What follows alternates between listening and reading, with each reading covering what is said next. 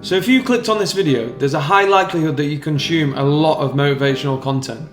Whether it's YouTube videos, Instagram Reels, TikToks, audiobooks, podcasts, there's so much out there that it's actually hard to get away from sometimes. Whilst it may feel productive and even healthy to consume it, I'm here to tell you that it's actually probably the single biggest cause of your downfall. And if you watch this video through to the end, I'll show you how to break the constant cycle of high motivation to then falling off the bandwagon and going round and round in that loop. So right now, there's a high likelihood that your self-improvement journey looks exactly like this. You get a huge wave of motivation to sort out your habits, fitness, productivity, and your life in general, probably after consuming something motivational.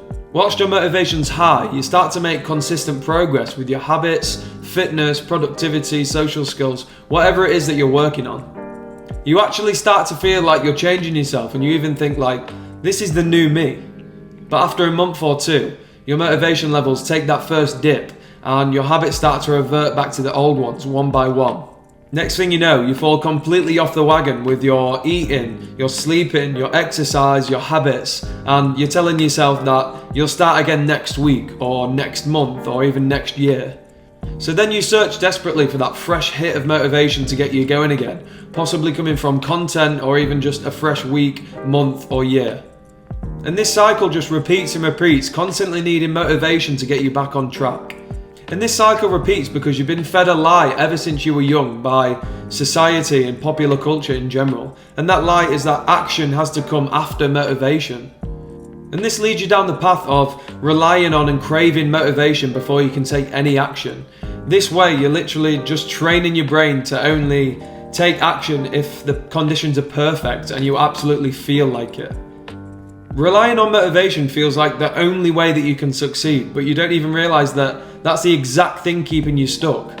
And if you don't find another source of taking action, then you're just going to be stuck in that loop for life.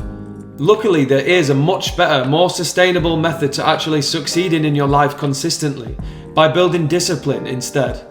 Unlike motivation, discipline will be there in the dark times and it'll carry you through even when you don't feel like continuing.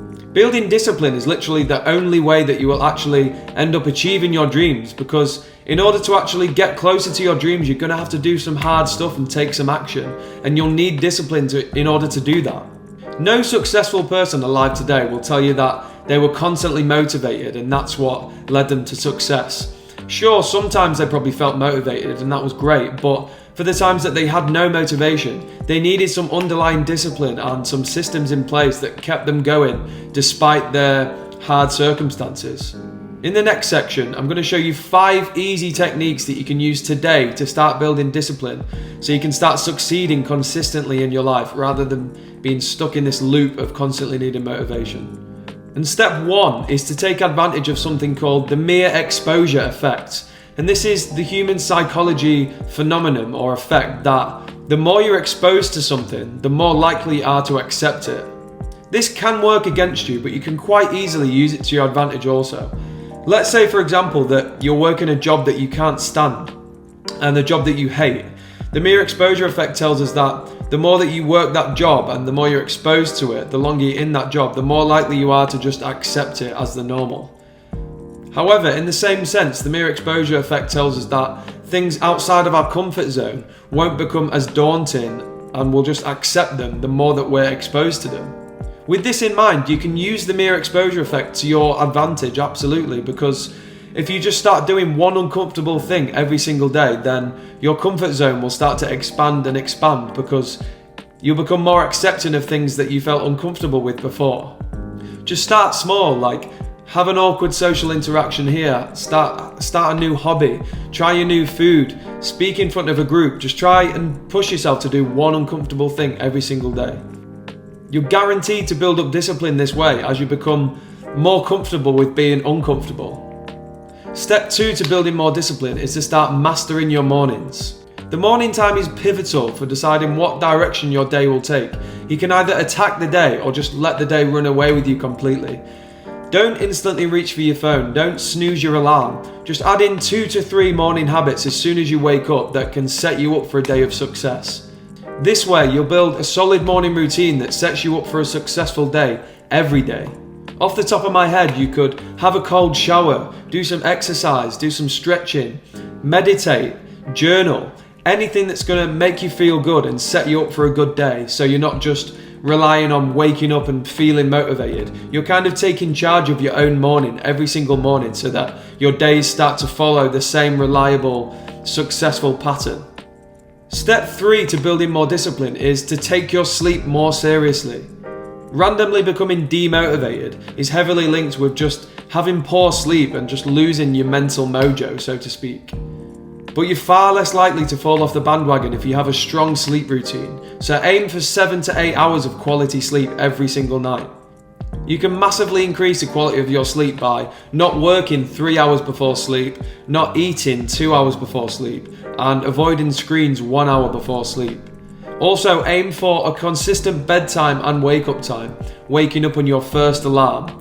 And one thing that will massively help your sleep quality is to even just open a window in your bedroom and lower the temperature of your room.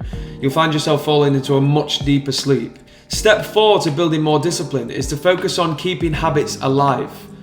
What I mean by this is taking the something rather than nothing approach when it comes to habits and your self-improvement journey. One reason why you possibly keep falling off the bandwagon and returning to square one with your self-improvement and your habits is because of your mental approach towards them. You're building them up too much in your head to the point that they're becoming mentally overwhelming and there's too much of a mental barrier for you to actually do them. You can combat this by just taking a something rather than nothing approach. So let's say, for example, that you've been going to the gym and lifting weights consistently for a good few weeks now. You're feeling good, but one random day you start to feel demotivated and like you've got no energy at all. Maybe you had a bad day at work or something like that, which is very common, by the way. These days are going to happen.